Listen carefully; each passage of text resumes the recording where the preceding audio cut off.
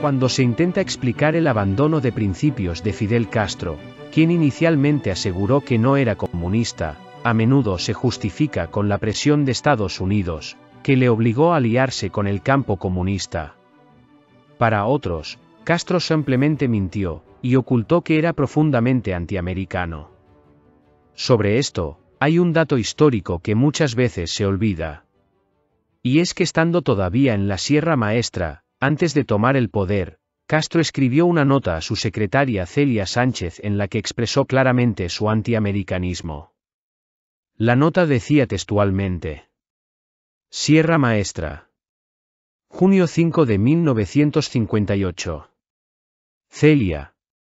Al ver los cohetes que tiraron en casa de Mario, me he jurado que los americanos van a pagar bien caro lo que están haciendo. Cuando esta guerra se acabe, empezará para mí una guerra mucho más larga y grande, la guerra que voy a echar contra ellos. Me doy cuenta que ese va a ser mi destino verdadero. Fidel.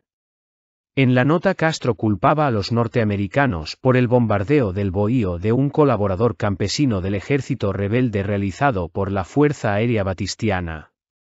Pero ello parece más un pretexto que causa.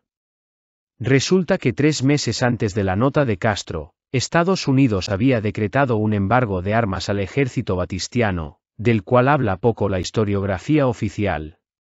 Como resultado, Batista compró material de guerra a República Dominicana, Bélgica y Reino Unido. Pese a ello, Castro no decidió echar una guerra contra británicos y belgas.